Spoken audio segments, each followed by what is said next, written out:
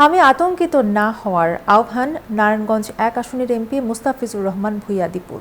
সরকারি স্বাস্থ্যসেবা ঘরে ঘরে পৌঁছে দিতে উপজেলার ৪১ কমিউনিটি ক্লিনিক ও নদী পথে রোগী পরিবহন সুবিধায় জরুরি নো অ্যাম্বুলেন্সের ব্যবস্থা চালুর আশ্বাস নারায়ণগঞ্জ ১ আসনের এমপি মুস্তাফিজুর রহমান ভূঁইয়া দীপুর।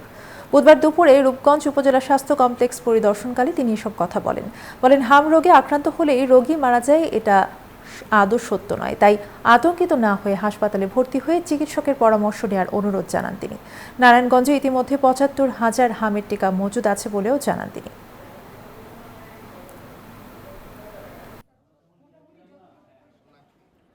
আমরা এই ক্লিনিকগুলো আমরা অত্যাধুনিক একটা বানাবো, আর ওইখানে যাতে ডাক্তাররা সবসময় থাকে, কারণ একটা ওই রকম পরিবেশই করব, এলাকার মানুষরাও যাতে ওই দিকে খেয়াল রাখে, যাতে ডাক্তার থেকে সময় দেয়, যদি ওষুধ যতটুকু দেয়, যদি অতটুকু ওষুধ যদি আমাদের ফুলফিল না হয়, ওই পেশেন্টগুলিকে আমরা যাতে ওই ধরনের ওষুধটা দিতে পারি, আমরা সেই দিকেও খেয়াল রাখছি।